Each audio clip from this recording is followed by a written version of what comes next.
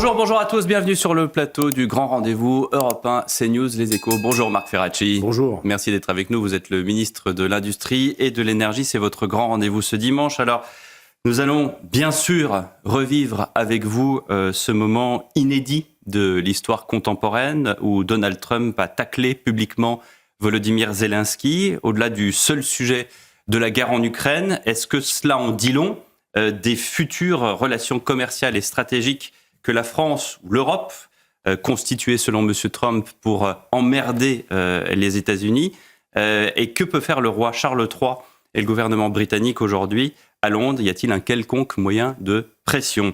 Nous évoquerons bien sûr le sujet algérien, puisque même si plusieurs ministres, dont le premier, sont prêts à dénoncer l'accord de 1968, le président de la République, dont vous êtes proche, détricote. Pour lui, il n'en est pas question. Et puis bien sûr, parce que vous portez l'industrie et l'énergie, nous évoquerons vos sujets propres qui sont chers aux Français. L'incertitude sur le prix de l'électricité, les ventes de voitures une nouvelle fois en baisse, le choc que vous voulez sur la réindustrialisation est-il au rendez-vous? Vous nous le direz. Pour vous interroger ce matin, Clémence Lemestre des Échos. Bonjour Clémence. Bonjour. Et Mathieu Bocoté. Bonjour Mathieu. Bonjour. Vous avez, Marc Ferracci, comme les responsables politiques du monde entier, vendredi suivi la rencontre entre Donald Trump et Volodymyr Zelensky dans le bureau ovale de la Maison-Blanche.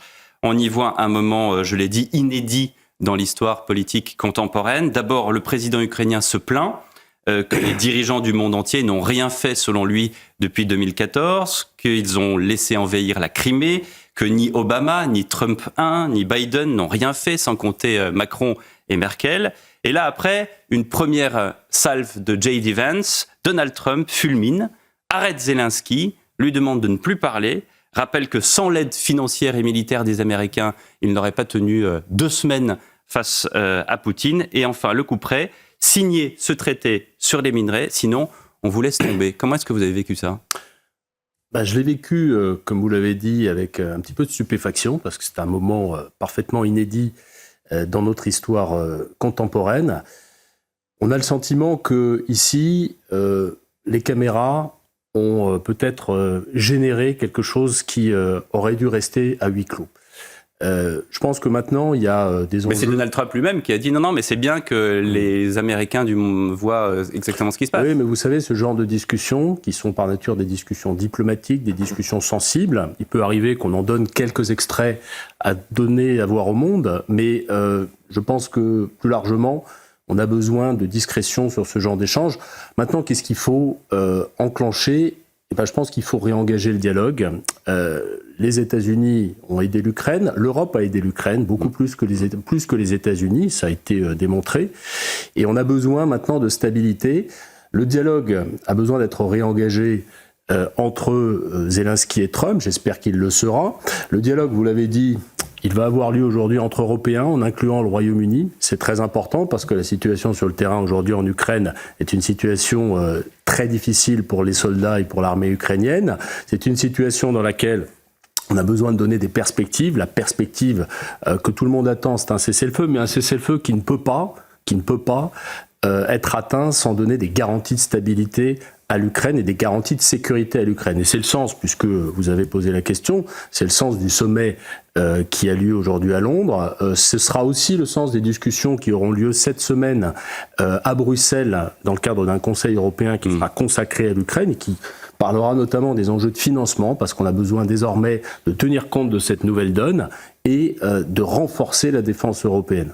Mais est-ce que vous diriez que, M. Zelensky a bien joué ses cartes avec Donald Trump? Est-ce que, quand on regarde la séquence en longueur, avant le tacle de Donald Trump, comme je l'ai dit en introduction, il dit voilà, vous avez rien fait, ils ont voulu qu'on signe un accord de cessez-le-feu en 2019 avec Madame Merkel, avec Monsieur Macron, et puis finalement, et c'est là que J.D. Vance dit wow, attendez, vous êtes à la Maison-Blanche, la première chose que vous pourriez dire, c'est merci. Est-ce que d'ailleurs, ça n'explique pas le fait que Volodymyr Zelensky, sur une chaîne américaine derrière, quand il est interrogé, en fait, il est très poli. Il dit oui, effectivement, merci beaucoup, les États-Unis, j'attends votre soutien, etc. Bon, d'abord, moi, je ne vais pas donner des bons et des mauvais points aux uns et aux autres. Et ah bon, parce que votre président donne des bons et des mauvais points et donne même des conseils à Donald Trump en disant... Moi, je ne vais pas donner des bons et des mauvais points, en particulier à Volodymyr Zelensky, qui, avec énormément de courage, se bat contre l'agresseur qu'est la Russie. Parce qu'il faut quand même replacer les choses dans leur contexte, et c'est aussi ça qui a fait l'objet des échanges. La genèse de tout cela, c'est une agression, et l'agresseur, c'est la Russie. Il faut quand même le rappeler.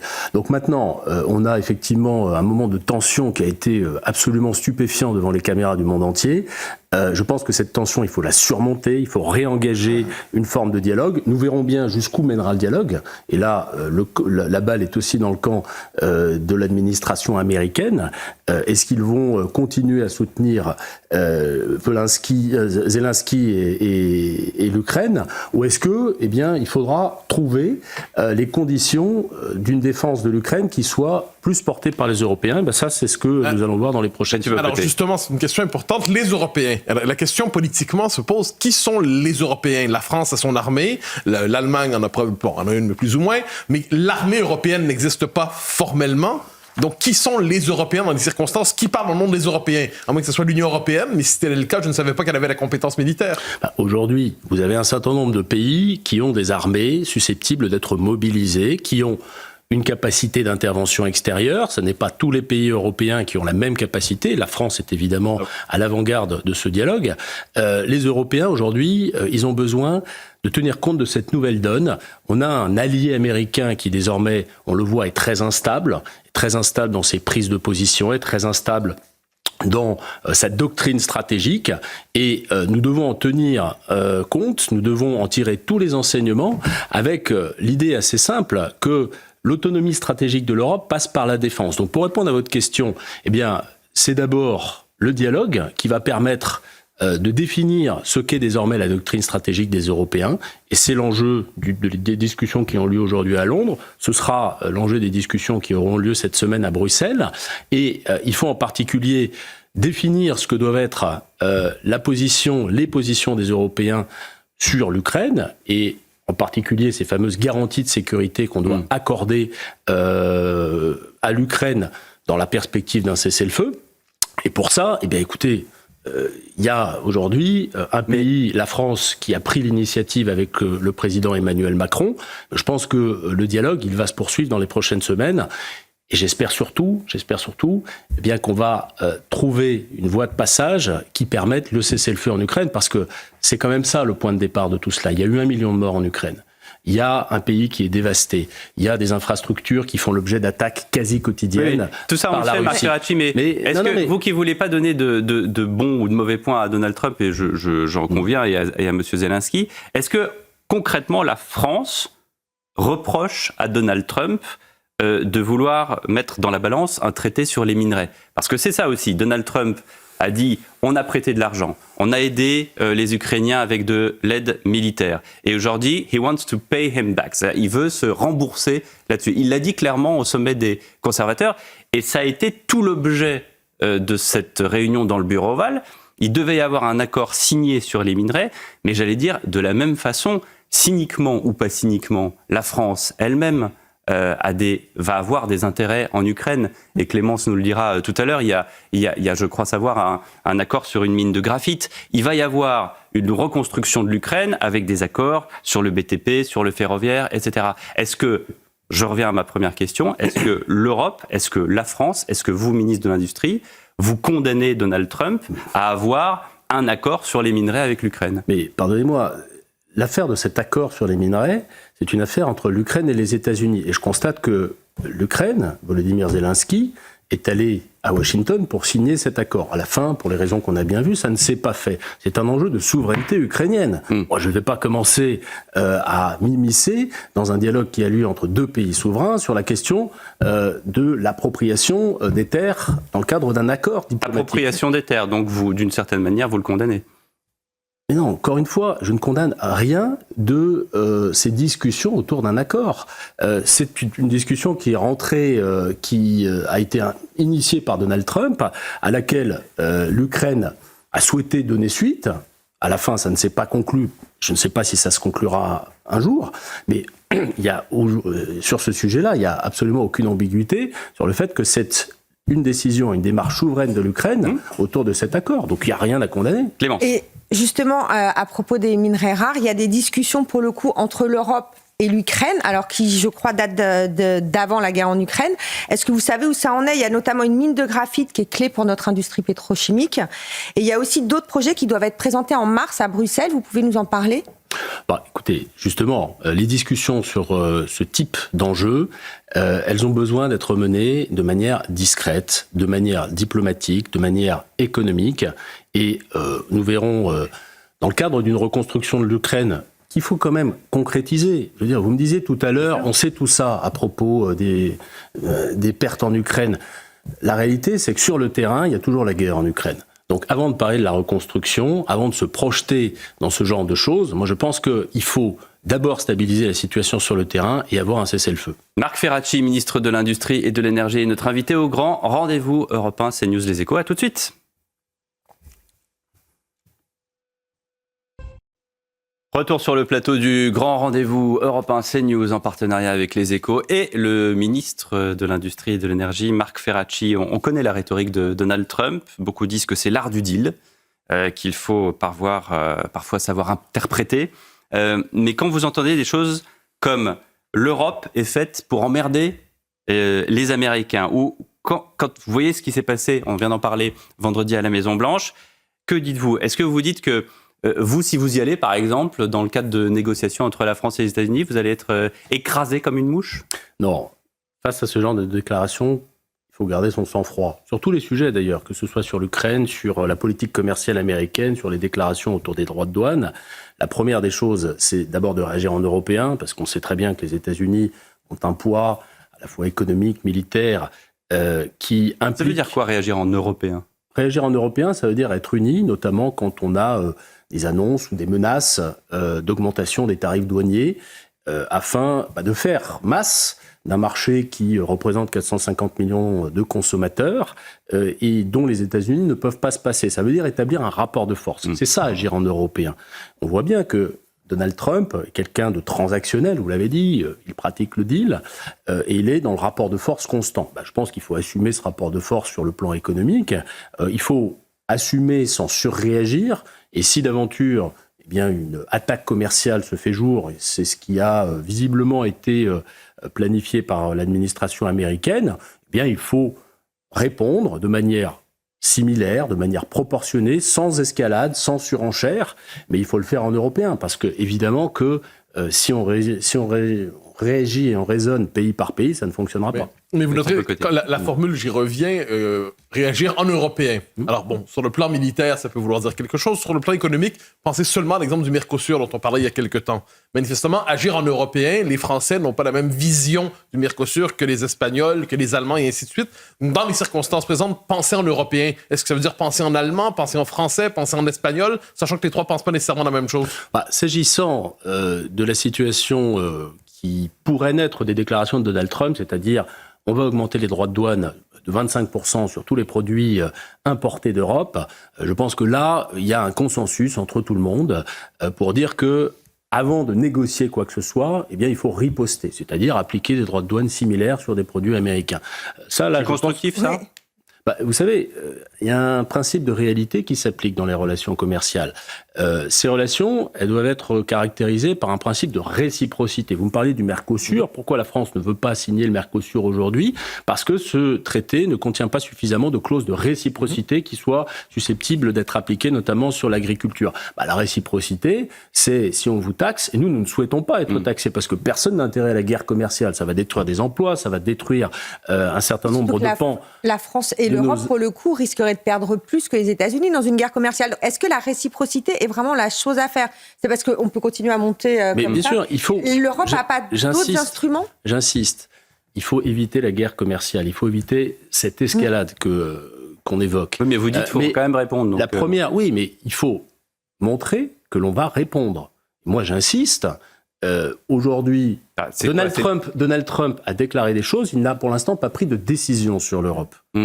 J'attire l'attention sur le fait que pas de décision n'a été prise. Ça veut dire qu'il menace ? Peut-être qu'il se prépare, peut-être qu'il menace, peut-être qu'il a d'autres objectifs. Je n'en sais rien, mais ce que je sais, c'est qu'il faut garder son sang-froid. Nous réagirons quand des décisions auront été annoncées, quand des décrets auront été pris de la part de l'administration américaine.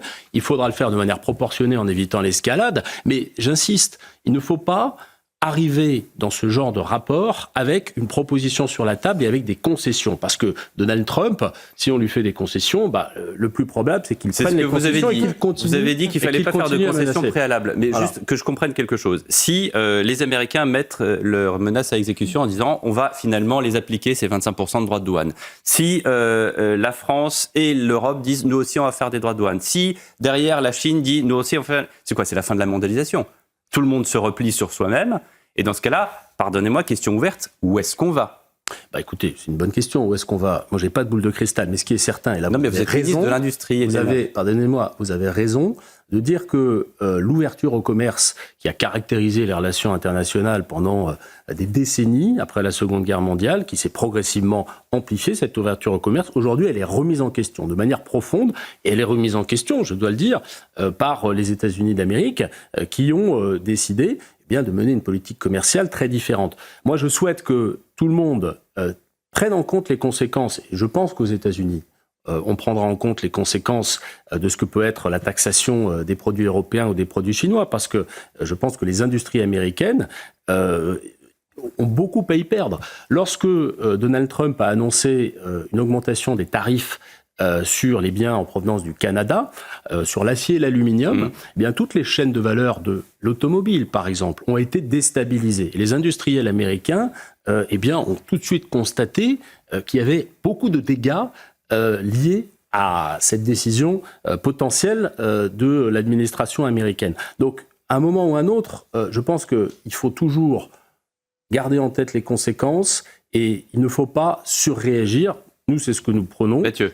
Et c'est ce que nous allons faire. Alors, là, vous dites surréagir. J'entends, par exemple, dans la séquence présente, devant la Russie de Poutine, il faudrait l'Europe de la défense. Devant l'Amérique de Trump, il faudrait presque une forme d'Europe plus intégrée économiquement que jamais. Est-ce qu'on a raison, et certains vont jusqu'à parler, par exemple, d'une mutualisation de l'arme nucléaire sur le plan de la défense. Est-ce qu'on a raison d'entendre derrière ces propositions l'idée que tout ça doit être l'occasion du grand saut fédéral européen espéré par plusieurs depuis longtemps? Et notamment M. Draghi. Je ne sais pas si vous parlez de grand saut fédéral, mais il faut parler d'intégration européenne mais toujours plus profonde. Ça, c'est une certitude.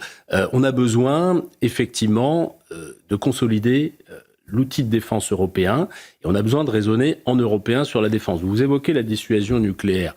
La dissuasion nucléaire, aujourd'hui, un seul pays de l'Union européenne en dispose, c'est la France. Un certain nombre de pays sont sous le bouclier nucléaire américain et ne peuvent que constater que l'Amérique n'est plus un allié aussi fiable, aussi stable qu'elle a pu l'être ces dernières années et ces dernières décennies. C'est important ce que vous dites, Marc Ferracci. Non, mais je dis, ça n'est plus un allié aussi stable. C'est une évidence. Il y a des déclarations qui montrent que les lignes bougent.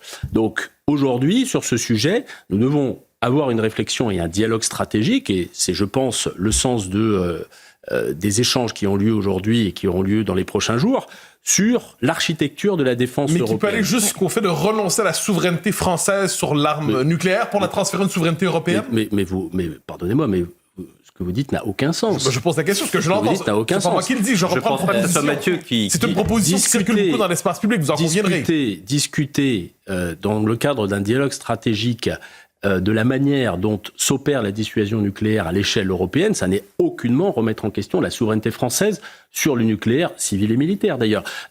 Concrètement, la chaîne de valeur du nucléaire... Vous êtes conscient que cette proposition existe dans l'espace public? La chaîne de valeur du nucléaire, l'industrie du nucléaire, jusqu'à la production d'armes nucléaires et surtout jusqu'à la décision d'utiliser l'arme nucléaire, elle reste et elle restera française. Il faut être très clair là-dessus. Dès le début des années 60, le général de Gaulle a évoqué l'idée que, sur le sujet de la défense européenne, il fallait tenir compte de l'ensemble des intérêts de la France. Et les intérêts de la France ne s'arrêtent pas aux frontières françaises. On est simplement dans le prolongement de cette réflexion politique, cette réflexion stratégique, et nous discutons, et nous allons discuter de ces sujets-là. Mais la souveraineté Il y a des lignes rouges. Il y a des lignes rouges sur le nucléaire militaire évidemment, pour le dire français. très clairement aux gens qui nous écoutent. Ouais. Celui qui prendra la décision, qui prendrait la décision, parce que je ne veux pas parler au futur, évidemment, qui prendrait la décision d'utiliser l'arme nucléaire, c'est, et ça restera, le chef des armées, c'est-à-dire le président de la République française. Sur l'industrie de défense, justement, on parle d'une industrie de défense européenne, vous en parlez, il y a surtout une industrie de défense française. Or, on voit que beaucoup de pays européens achètent aux États-Unis. Est-ce que vous pouvez pousser vraiment une industrie de défense européenne? D'abord parce que ça favoriserait l'industrie française, mais aussi, comme vous le dites, les États-Unis ne sont plus un allié fiable. Que se passe-t-il si demain ils refusent de vendre, par exemple, leurs missiles Patriot à l'Ukraine, à la Pologne, à certains pays européens qui sont vraiment dépendants de l'industrie américaine? Et vous pointez un sujet absolument essentiel. Lorsque l'on achète des armes, lorsque l'on achète des missiles, lorsque l'on achète des avions, on s'engage sur des années. On s'engage dans des contrats de maintenance, on s'engage dans des contrats qui nécessitent d'avoir en tête la dimension opérationnelle de l'utilisation des armes. Et évidemment que vous devez avoir une relation extrêmement stable avec celui qui vous a vendu les armes. Donc là, on voit bien, je le disais encore une fois, que la relation avec les États-Unis, elle est beaucoup moins stable. Oui, mais est-ce qu'on peut compenser? Est-ce qu'on a suffisamment d'usines? C'est précisément l'enjeu des discussions. La semaine prochaine, à Bruxelles, on discutera financement de l'industrie de défense. Et j'espère que les discussions amèneront à muscler considérablement les dépenses en matière de défense européenne à l'échelle de chacun des pays, et surtout avec le souci d'intégrer au maximum cette défense, c'est-à-dire d'avoir une discussion sur le contenu et sur la manière dont on utilise les armes. On attend ce sursaut européen sur l'industrie de l'armement et sur l'industrie de défense qui est cruciale en ce moment. Marc Ferracci, notre invité, on revient juste après une nouvelle pause. À tout de suite sur CNews et Europe 1. Invité du grand rendez-vous ce dimanche, Marc Ferracci, ministre de l'Industrie et de l'Énergie. Marc Ferracci, on a besoin de vos lumières sur le dossier algérien. Pourquoi? Parce qu'il est complexe et surtout parce que le contre-ordre au niveau de l'exécutif qu'on a vécu ces 2 derniers jours est assez incompréhensible. Résumé, si vous le voulez bien, des épisodes précédents. Dimanche dernier, ici même à votre place, Jean-Noël Barrot dit « La méthode forte en Algérie, ça marche pas », contrairement à Bruno Retailleau qui disait que la méthode douce, au contraire, c'était fini. Mercredi, conseil interministériel sur le contrôle de l'immigration. François Bayrou, entouré de Barrot et de Retailleau, annonce que la France va demander le réexamen de la totalité des accords de 1968, la réciprocité entre l'Algérie et la France, 4 à 6 semaines, avec une liste d'urgence des personnes qui doivent être renvoyées en Algérie. Jeudi, à mon micro sur Europe 1, dans l'étage du dessous, François-Noël Buffet, ministre auprès du ministre de l'Intérieur, découvrait stupéfait le communiqué du ministère algérien des Affaires étrangères, se concluant par « Pas question de céder aux ultimatums de la France d'extrême droite revancharde ». Voilà ce que dit le ministre algérien des Affaires étrangères. Et il disait, François-Noël Buffet, que l'Algérie inversait les rôles. Et puis vendredi, coup de théâtre, au Portugal, Emmanuel Macron dit qu'il n'est pas question de dénoncer unilatéralement les accords de 1968. Franchement, Marc Ferracci, comment est-ce que vous voulez que les Français comprennent ce qui se passe au niveau de l'exécutif? Bon. Le point de départ de tout ça, c'est une tension dans la relation entre la France et l'Algérie qui est née notamment, vous le savez, du fait que le gouvernement algérien fait le choix de ne pas accepter des ressortissants algériens qui sont frappés d'une OQTF, c'est-à-dire une obligation de quitter le territoire français. Et ça, c'est en contradiction avec les engagements qui ont été pris par l'Algérie. Je pense qu'il faut se ramener à des choses assez simples et en particulier rappeler ce que sont les engagements qui lient à travers un certain nombre de traités, notamment l'accord de 1968 qui lie la France et l'Algérie et qui traite notamment des avantages dont peuvent disposer les ressortissants algériens. Qu'a dit le Premier ministre cette semaine? Qu'a dit le Premier ministre? Il a dit que l'ensemble des accords entre la France et l'Algérie, compte tenu de cette situation, il devait être regardé, et en particulier, on devait s'intéresser à l'application de ces accords pour voir si cette application était équitable, était équilibrée du côté français et du côté algérien, et en particulier évidemment du côté algérien.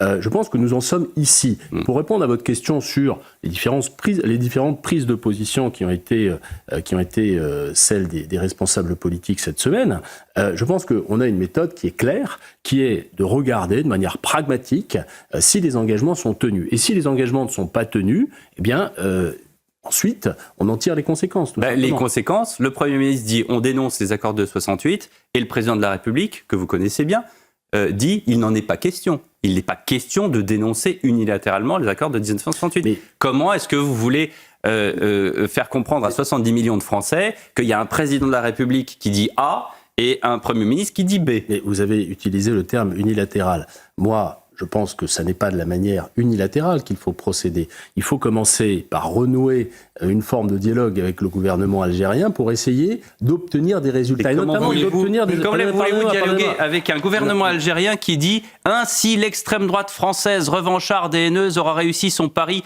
La relation algéro-française qu'elle a prise en otage aura été mise au service des basses œuvres politiciennes indignes d'elle. » C'est pas moi qui l'invente, c'est le communiqué algérien. Comment est-ce que vous voulez dialoguer avec ce genre de propos? Le gouvernement algérien a effectivement, et ça n'est pas d'hier, on le sait depuis maintenant des mois et presque des années, a une position et une posture qui est hors des clous de la diplomatie classique.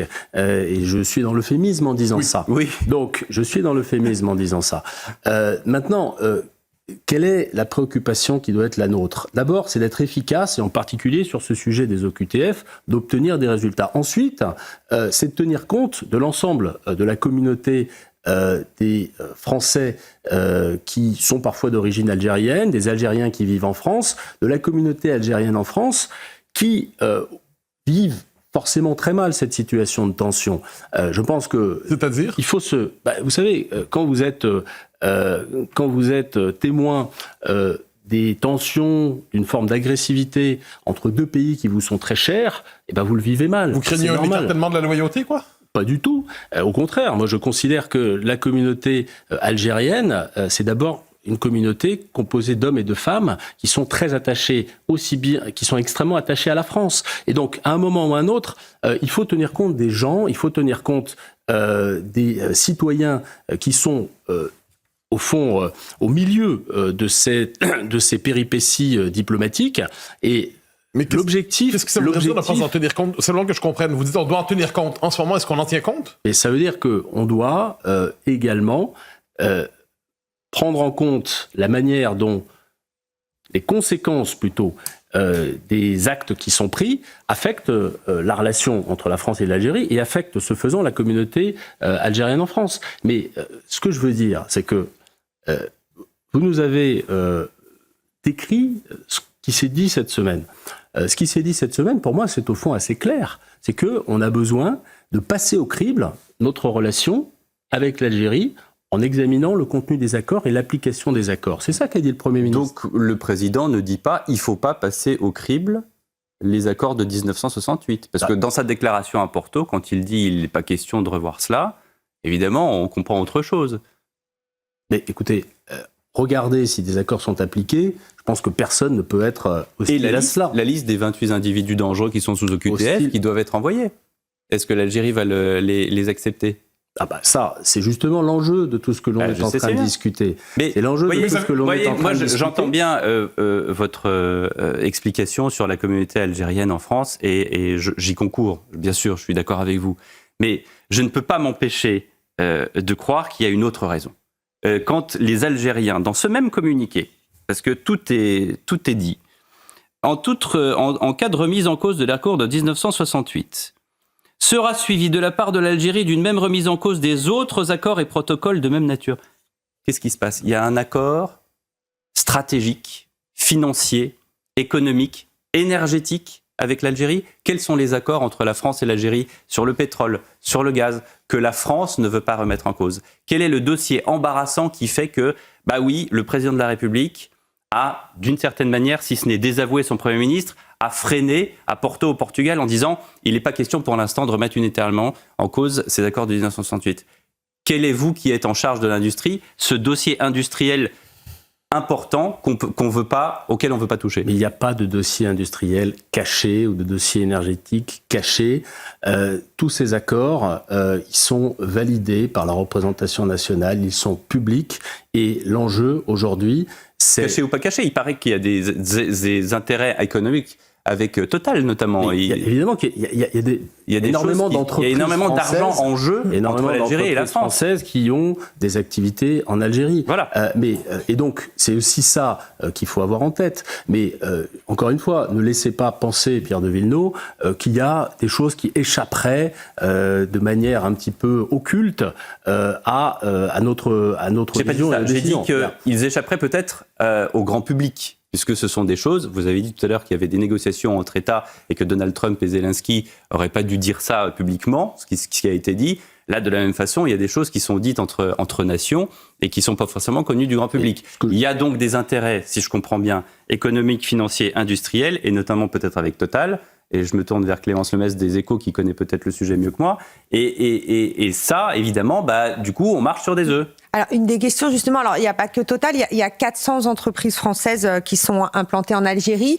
Et récemment, justement, tous ces chefs d'entreprise ont critiqué le ministre de l'Intérieur, Bruno Retailleau, en disant qu'avec ses déclarations très anti-algériennes, c'est ce que pensent les industriels français, il complique énormément la relation franco-algérienne et leur business sur place. Vous vous placez comment? Est-ce que vous pensez justement que les déclarations de votre collègue nuisent aux intérêts français en Algérie, où il y a quand même beaucoup d'intérêts, ou il fallait en passer par là, on en est arrivé à une telle situation que il faut mettre vraiment le dossier sur la table et ne pas céder en fait aux Algériens? Mais il ne faut pas être binaire dans son approche. Il y a des paramètres qui touchent à la sécurité, aux régaliens, à l'immigration, dans notre relation avec l'Algérie. C'est les OQTF, c'est aussi la coopération sécuritaire en matière de lutte contre le terrorisme. C'est un élément important. C'est aussi l'avenir de Boualem Sansal. C'est aussi l'avenir de Boualem Sansal. Qui est retenu en ce moment. Également. Et moi j'appelle évidemment à sa libération parce qu'il est retenu dans des conditions qui sont inacceptables. Mais tous ces paramètres composent une partie de la relation avec l'Algérie. Les paramètres économiques, financiers, industriels, énergétiques composent aussi une partie de la relation avec l'Algérie. Donc il n'y a pas et puis rappelons que ce réponse binaire à apporter. Il faut tenir compte de l'ensemble des paramètres. Et c'est la raison pour laquelle, quand on dit qu'on va regarder l'ensemble de la relation, l'ensemble des traités qui nous lient, l'ensemble des liens économiques, des liens humains, des liens culturels, pourquoi pas, avec l'Algérie, pour ensuite en tirer des enseignements et des conséquences sur l'évolution de la relation, moi, ça me paraît être de bonne gestion, de bonne méthode de la relation. Pour comprendre votre raisonnement, d'un côté, il y a une volonté de la France, vous dites qu'il faut reprendre le dialogue. De l'autre côté, l'Algérie, le régime algérien insulte la France à répétition. Vous connaissez la formule, il faut être deux pour danser le tango. J'ai l'impression que la France danse seule en ce moment, et de l'autre côté, on l'insulte pendant qu'elle danse. On refuse de reprendre par 14 fois un individu sous OQTF. Bien sûr. Je parle de l'assaillant de Mulhouse. Bien sûr, l'assaillant de Mulhouse qui a fait effectivement l'objet de 14 refus de la part du gouvernement algérien pour revenir sur le territoire algérien. Mais encore une fois, moi, je pense que la diplomatie, la relation entre deux pays qui ont cette histoire, doit pas être caractérisée par les mots qu'a évoqué Pierre de Villeneuve et que vous évoquez, c'est-à-dire des mots d'une agressivité. C'est pas moi qui les évoque, c'est le comité. Bien sûr, non. Les mots que vous avez lus, évidemment. Ça, je pense que ça n'est pas une manière de faire prospérer la relation.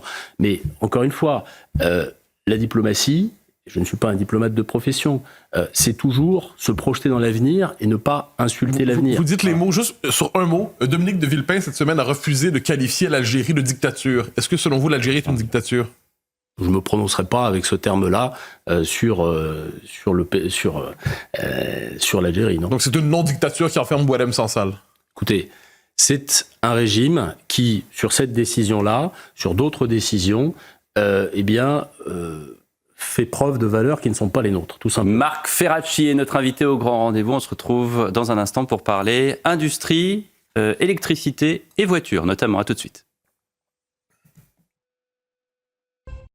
Marc Ferracci, invité du Grand Rendez-vous. Quelques dossiers qui vous concernent, puisque ce sont des dossiers qui sont importants pour la vie des Français. Et le premier d'entre eux, c'est l'électricité. Alors, à chaque mois suffit sa peine.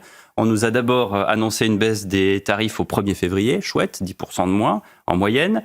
1er mars, on nous annonce une hausse dans l'autre sens en 2026 pour compenser l'accès à l'électricité. Tarif réglementé ou pas, tout le monde y passe. Comment est-ce que vous voulez que les Français comprennent? Non, mais pardonnez-moi. Là, il y a eu une baisse de 15% des factures, et les Français ont pu les constater, ces baisses de manière extrêmement concrète. Et ce que vous évoquez, ça n'est absolument pas quelque chose qui va se concrétiser. Ce que vous évoquez, c'est le résultat d'une étude qui a été faite par une revue qui s'appelle UFC Que Choisir et qui applique les règles qui vont avoir cours à partir de 2026 parce qu'effectivement, nous changeons de système, on va s'en reparler. De calcul. De mode de calcul des tarifs réglementés de l'électricité et qui les applique à des données qui sont celles d'aujourd'hui. La réalité, c'est que il n'y aura pas de hausse l'année prochaine parce que tout simplement, le système qui va être en vigueur à partir de 2026, c'est un système qui va protéger les consommateurs. Comment est-ce que ça va protéger les consommateurs ? Eh bien, ça va protéger les consommateurs parce qu'il est prévu que, au-delà de certains prix de marché de l'électricité, eh bien, le revenu que EDF va réaliser, les bénéfices que EDF va réaliser, vont être rétrocédés aux consommateurs. C'est ça qui est prévu à partir de 2026. Et nous l'avons d'ailleurs introduit dans le projet de loi de finances dès 2025. Donc, ici... Vous reprochez à UFC Que Choisir d'avoir menti aux Français ? Je ne dis pas mentir, je dis simplement que la méthodologie qu'ils ont utilisée n'est pas la bonne et que ce qui est aujourd'hui prévu, c'est justement un système qui protégera les Français, les consommateurs, les ménages comme les entreprises d'ailleurs, d'augmentation exponentielle des prix de l'électricité comme celle que nous avons pu connaître ces dernières années. Et ça, c'est quand même un élément très important. Justement, sur ces variations de prix, EDF est en train de signer des contrats de long terme et de très long terme avec des grandes entreprises pour justement pallier à ça. Vous savez où ça en est ? Est-ce que les contrats avancent ? Parce que jusqu'à maintenant, il n'y a que des lettres d'intention, visiblement, plutôt. D'abord, c'est un élément extrêmement important de la compétitivité de nos industriels. On a besoin d'avoir des coûts de l'énergie à bon prix et sur un horizon temporel suffisamment long pour permettre d'investir notamment dans des grands projets de décarbonation pour améliorer la compétitivité vis-à-vis notamment des industriels chinois. Donc ça, donner ces contrats à terme à nos industriels, c'est très important. Il y a effectivement des négociations qui ont lieu aujourd'hui entre EDF et les industriels qu'on appelle les électro-intensifs. C'est l'acier, c'est la chimie, ce sont toutes ces industries qui sont extrêmement consommatrices d'électricité et ces négociations, je vais le dire, n'ont pas suffisamment avancé ces dernières semaines et ces derniers mois. À partir du 1er janvier 2026, on bascule dans un autre système dans lequel, effectivement, les industriels doivent avoir accès à des contrats pour des gros volumes d'électricité. Donc moi, j'appelle à ce que ces négociations atterrissent. Nous suivons avec le ministère de l'Énergie et de l'Industrie, ces négociations de manière extrêmement attentive. Nous n'intervenons pas directement dans ces négociations, parce que ce sont des négociations entre EDF et les industriels, mais nous souhaitons qu'elles atterrissent, parce qu'il en va véritablement de la compétitivité de nos industriels. Un certain nombre de projets d'investissement, aujourd'hui, dans des filières comme la sidérurgie, sont suspendus, faute de visibilité sur ces tarifs de l'électricité. J'étais dans une aciérie en Seine-et-Marne cette semaine, qui... produit la nuit. J'y suis allé de nuit, pourquoi ? Parce qu'ils produisent en heure creuse du fait des tarifs de l'électricité. Donc c'est un aspect absolument essentiel de la compétitivité qu'il faut que nous réglions. Alors, sur le plan, on pourrait dire plus macro, on a vu avec l'élection de Trump aux États-Unis l'idée de relâcher toute une série de réglementations pour accélérer la réindustrialisation américaine. Et on entend en Europe, pour plusieurs, disent ce qu'on appelle le Green Deal au sens large, entrave en fait la capacité de l'Europe de se réindustrialiser. Est-ce que vous partagez cette analyse ? Je pense que notre politique industrielle elle doit désormais se muscler de manière extrêmement volontariste, parce que nous avons des ambitions climatiques, nous avons des engagements climatiques, et moi je souhaite que nous les atteignions, mais on ne peut pas les atteindre si on n'a pas une politique industrielle plus offensive, avec du soutien aux investissements, avec du soutien à la demande, notamment sur des filières comme le véhicule électrique, du soutien aussi en matière de protection commerciale. J'ai organisé cette semaine avec d'autres ministres de l'industrie un sommet sur l'acier. Pourquoi ? Parce que la filière sidérurgique est aujourd'hui dans une grande difficulté, notamment du fait d'une compétition pour partie chinoise qui est surcapacitaire, dans laquelle l'acier est extrêmement subventionné. Et on a besoin de protection commerciale, de clauses de sauvegarde, c'est-à-dire de tarifs élevés dès lors que les exportations chinoises sont trop importantes en Europe. C'est ce que nous demandons, et nous demandons cela... Et vous voulez refaire les aciéries des années 70 nous demandons cela à très brève échéance. Mais vous savez, l'acier est une dimension absolument essentielle de notre compétitivité, surtout de notre souveraineté. Et je suis absolument d'accord avec vous, Marc Ferracci, mais pourquoi est-ce qu'on a fermé toutes ces aciéries pendant des dizaines d'années ? D'abord, il y a des aciéries... Qui créaient des bassins d'emploi, les gens étaient heureux. Il y a des aciéries qui se développent. Il y a des aciéries qui sont en difficulté et qu'on sauve. Je serai demain, lundi, en Haute-Marne, pour annoncer et accompagner le sauvetage d'une aciérie qui s'appelle Hachette et Driou, dans laquelle il y a à peu près 300 salariés. Et pourquoi est-ce qu'on a fait ArcelorMittal ? Enfin, il y a eu plein de choses. Sur ArcelorMittal, justement, les hauts fourneaux les hauts fourneaux d'ArcelorMittal devaient décarboner. Finalement, ils ne décarbonent pas. Eh ben, tout le monde est très inquiet en se disant s'ils décarbonent pas, ça veut dire qu'ils vont finir par les fermer. On en est où sur ce dossier ? Justement, vous me donnez la possibilité de vous expliquer pourquoi ce type d'investissement, je ne parle pas de cet investissement en particulier, mais ce type d'investissement est suspendu. Pourquoi ? Parce que, je ne reviens pas sur les coûts de l'électricité, il faut qu'ils baissent et c'est l'enjeu de la négociation qui est en cours actuellement. Et aussi parce que la protection commerciale est insuffisante. Les acteurs de l'acier qui étaient réunis au ministère de l'économie cette semaine nous l'ont dit. Nous avons besoin d'une part de protection commerciale de court terme et d'autre part d'une taxation du carbone aux frontières, parce que l'acier qui rentre en Europe est un acier qui a été produit souvent de manière très carbonée, c'est-à-dire avec des centrales à charbon qui produisent l'électricité qui permet de produire l'acier.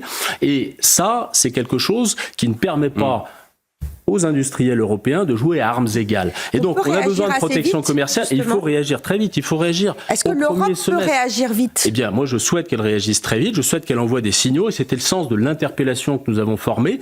La Commission européenne, et c'est une bonne nouvelle, entame un dialogue stratégique dans les jours qui viennent sur l'acier. Ça va durer 6 semaines et de là sortiront, je l'espère, des décisions. Nous avons souhaité, donner de l'élan à ce dialogue afin que les décisions soient des décisions puissantes pour l'acier européen, parce que c'est un enjeu de souveraineté. On ne produit pas des canons César sans acier, Pierre de Villeneuve.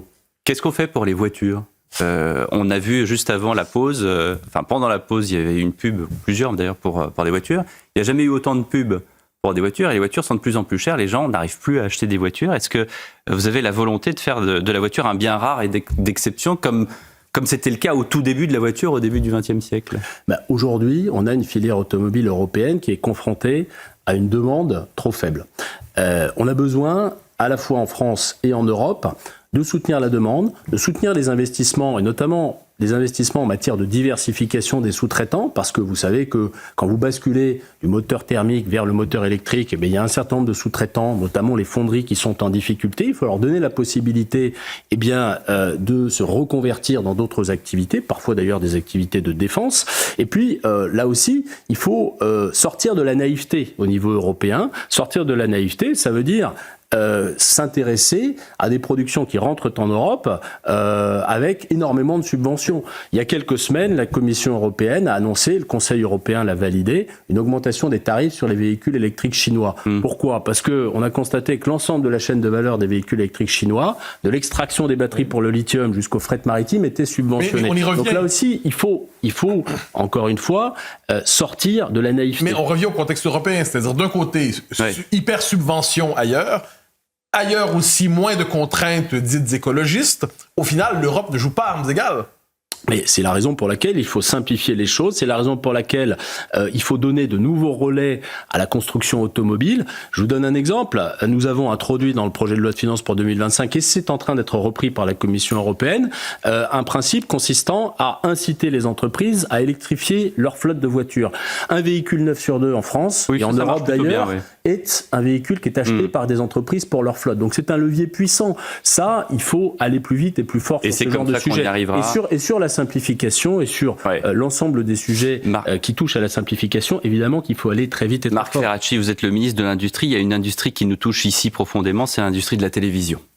C8 et Énergie 12 ont fermé vendredi soir. La soirée sur C8 était particulièrement émouvante, retraçant 20 ans de télévision, de la production, des moyens, beaucoup d'humains. C8 était la première chaîne de la TNT. Fermer une chaîne, détruire l'emploi, casser l'outil de travail, c'est dur pour tous ceux qui sont concernés, mais c'est aussi antinomique avec l'idée qu'on se fait de la France. Avec tout ce que vous venez de dire sur l'industrie, sur les aciéries, Moi, j'aimerais que vous me parliez aussi de l'industrie de la télévision et comment est-ce que vous comprenez cette décision. Écoutez, je pense que les choses, très sincèrement, ne sont pas comparables. C8 a fermé en tant que chaîne hertzienne, chaîne de la TNT. Rien n'empêche d'ailleurs C8 de rouvrir sur le câble. Hein. Ce qui, aujourd'hui, fait l'objet d'une sanction de la part de l'Arcom, c'est un certain nombre d'excès qui ont été constatés sur C8 avec un certain nombre de sanctions qui ont été prises. À un moment ou à un autre, lorsqu'il y a des règles, il faut les appliquer. Moi, je suis pour qu'on applique les règles. On ne peut pas, d'un côté, s'émouvoir que dans la rue ou dans la société, la délinquance progresse. Je ne mets pas sur le même plan, évidemment, ce qui se passe à la télé et la délinquance dans la rue. Mais à un moment, le principe des règles, c'est un principe qui doit s'appliquer à tous. Lorsque les règles sont outrepassées, lorsque des lignes rouges sont franchies, il y en a eu un certain nombre, vous le savez, sur l'émission TPMP. Mais là, vous me parlez d'une émission, là, je vous parle d'une chaîne entière, oui, avec 400 emplois derrière. Oui, mais à un moment ou à un autre, il faut que les conséquences de l'ensemble de ces dépassements, de ces excès... Donc ça n'est pas une décision politique. Ce n'est absolument pas une décision politique. Ce n'est pas de la censure, il n'y a pas d'arbitraire. L'Arcom est une autorité indépendante. Il n'y a pas de décision politique derrière cela, non ? Donc ça n'est pas de la censure, comme dit... Ce n'est ni de la censure, ce n'est pas de l'arbitraire, c'est pas la volonté de frapper une chaîne en particulier et de te faire traiter Énergie-12 comme une forme de victime collatérale. Je comprends que ça suscite, ici en particulier, de l'émotion. Je le comprends. Et je le comprends aussi pour les salariés. Mais et encore pour une tous fois, les téléspectateurs je veux répondre à votre question sur l'arbitraire. Ça n'est pas arbitraire à partir du moment où il y a des faits. Il y a des faits qui sont documentés. Et comme ils passent à la télé, ces faits, tout le monde peut les constater.